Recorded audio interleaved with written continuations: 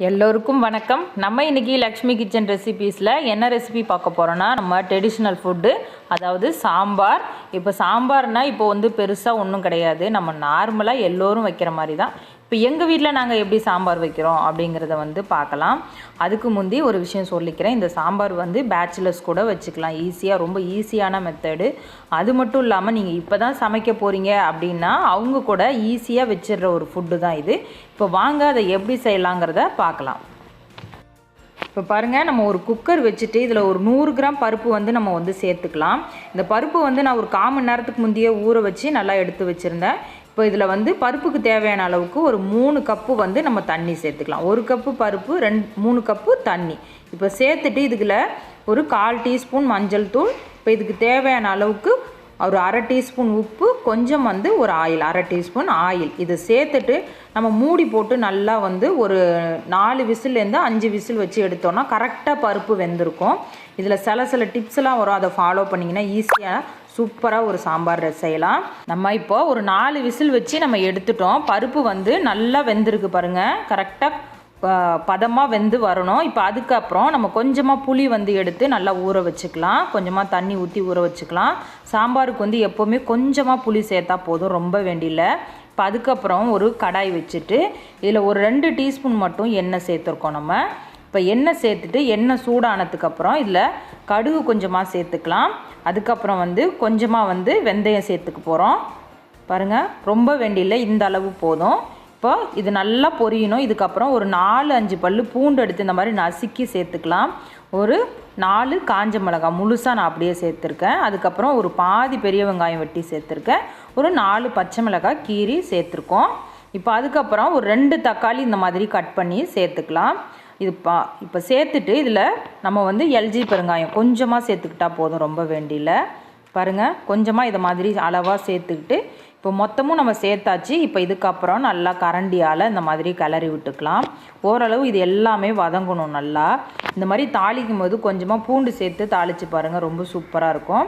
இப்போ இதுக்கு கொஞ்சமாக தேவையான அளவுக்கு மஞ்சத்தூள் சேர்த்துக்கலாம். அதுக்கப்புறம் இதுக்கு தேவையான காரப்பொடி, அதாவது மிளகாத்தூள் ஒரு டீஸ்பூன் சேர்த்துட்டு நல்லா இது எண்ணெயில் நல்லா வதங்குற அளவுக்கு நம்ம கலந்து விட்டுக்கலாம்.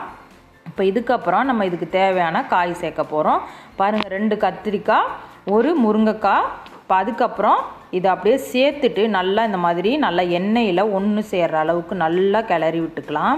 இப்போ இவ்வளோ தான். இதுக்கப்புறம் நம்ம புளி ஊற வச்சோம் இல்லையா, இந்த புளியை நல்லா கரைச்சிட்டு கொஞ்சமாக சேர்த்துக்க போகிறோம், ரொம்ப இல்லை. இப்போ இதை கரைச்சிட்டு அப்படியே வடிகட்டி நம்ம சேர்த்துக்கலாம். ரொம்ப ஈஸி தான், ரொம்ப பெரிய வேலையெல்லாம் ஒன்றும் கிடையாது. இப்போ பாருங்கள், அப்படியே கொஞ்சமாக இதில் புளி சேர்த்துட்டு நல்லா புளிஞ்சு விட்டுட்டு அதுக்கப்புறம் நல்லா இந்த மாதிரி கிளறிட்டு இப்போ இதுக்கு தேவையான அளவுக்கு நம்ம தண்ணி சேர்த்துக்க போகிறோம். இப்போ இந்த காய் நல்லா வேகணும், அதுக்கு அளவுக்கு நம்ம தண்ணி 1 கப்பு போல் நல்லா தண்ணி ஊற்றிட்டு அதுக்கப்புறம் நல்லா கிளறி விட்டுட்டு இப்போ இதுக்கு தேவையான அளவுக்கு கொஞ்சமாக நம்ம சால்ட்டு சேர்த்து இதை மூடி வச்சு வேக வைக்க போகிறோம். இப்போது உப்பு சேர்த்துக்கலாம். இப்போ இது சாம்பாருக்கு நம்ம பார்த்து சேர்த்துக்கணும். சேர்த்துட்டு ஒரு மூடி போட்டு ஒரு 5 நிமிஷம் இந்த காயெல்லாம் நல்லா வேகிற வரையும் வேக வைப்போம். இப்போ பாருங்கள், கரெக்டாக ஒரு 5 நிமிஷம் ஆயிருக்கு. நல்லா காயெல்லாம் கூட நல்லா வெந்து வந்துருச்சு. இப்போ இந்த ஸ்டேஜில் நம்ம வேக வச்ச பருப்பை அப்படியே மொத்தமாக இதில் சேர்த்துக்கலாம். பாருங்கள், இவ்வளோ தான் சாம்பார் ரெடி ஆகிடுச்சு. ரொம்ப ஈஸி தான், ரொம்ப பெரிய வேலையெல்லாம் ஒன்றுமே கிடையாது. இப்போது சேர்த்துட்டு இதில் இன்னும் ஸ்பெஷல் இது எங்கள் வீட்டு சாம்பார் பொடி ஒரு 1.5 டீஸ்பூன் போல் நல்லா சேர்த்துருக்கோம் நம்ம. நீங்கள் குழம்பு மிளகாத்தூள் இருந்தால் கூட சேர்த்துக்கலாம். சேர்த்துட்டு நல்லா இந்த மாதிரி மிக்ஸ் பண்ணி விட்டுட்டு இது ஒரு 2 நிமிஷம் கொதிச்சா போதும், ரொம்ப நேரம் வேண்டியில்லை. ஏன்னா நம்ம மிளகாத்தூள் சேர்த்துருக்கோம் இல்லையா, அதுக்காக மூடி போட்டு ஒரு 2 நிமிஷம் கொதிக்க வைக்க போகிறோம். பாருங்கள், நல்லா கொதி வந்துருச்சு, நல்லா காய் எல்லாமே வெந்துருச்சு, ரொம்ப சூப்பராக. இப்போ இந்த ஸ்டேஜில் நம்ம இதுக்கு தேவையான அளவுக்கு கொஞ்சமாக கருவேப்பிலை, கொஞ்சம் மல்லி, இது 2ம் சேர்க்க போகிறோம்.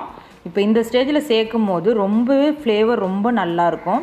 இப்போ நம்ம அடுப்பை ஆஃப் பண்ணிவிட்டு நம்ம அதுக்கப்புறம் சாப்பிட வேண்டியது தான். பாருங்கள், ரொம்ப சூப்பரான அருமையான சாம்பார் நம்ம வச்சிட்டோம். இதே மெத்தடில் நீங்கள் வச்சு பாருங்கள், ரொம்ப சூப்பரான ஒரு சாம்பார் உங்களுக்கும் கிடைக்கும். ரொம்ப அருமையான ஃப்ளேவரும் உங்களுக்கு கிடைக்கும். முருங்கைக்காய் கத்திரிக்காய்னா சொல்லவே வேண்டியில்லை, அருமையான டேஸ்ட்டில் வரும். இப்போது நீங்கள் பேசிக்காக இப்போ தான் சமைக்க போகிறீங்கன்னா இந்த சாம்பாரில் சில விஷயம்லாம் நான் சொல்லியிருக்கேன், அது மட்டும் இல்லாமல் இப்போவும் சொல்கிறேன். இப்போ ரொம்ப சாம்பாரில் பருப்பு ரொம்ப குழ குழன்னு இருக்கக்கூடாது, அதே சமயம் ரொம்பவும் தண்ணியாக இருக்கக்கூடாது. இன்னொரு விஷயம் சொல்கிறேன், புளிப்பு வந்து ரொம்ப அதிகமாக போகக்கூடாது, கொஞ்சமாக தான் புளி சேர்த்துக்கணும். அதே மாதிரி மசாலா பொருளும் ரொம்ப அதிகமாக சேர்த்துடக்கூடாது. இது மூணுத்தையும் கரெக்டாக ஃபாலோ பண்ணிக்கிங்க. ரொம்ப அருமையான உங்களுக்கு ஒரு சாம்பார் கிடைக்கும். இதே மெத்தடில் வச்சு பாருங்கள். வச்சு பார்த்துட்டு உங்களோட ஃபீட்பேக்கை எனக்கு மறக்காமல் கமெண்டில் சொல்லுங்கள். என்னோடய வீடியோ பிடிச்சிருந்தா லைக் பண்ணுங்கள், ரொம்ப பிடிச்சிருந்தா சப்ஸ்கிரைப் பண்ணுங்கள், பக்கத்தில் உள்ள பெல் பட்டனை கிளிக் பண்ணுங்கள். தேங்க்யூ ஃபார் வாட்சிங். உங்கள் லக்ஷ்மி.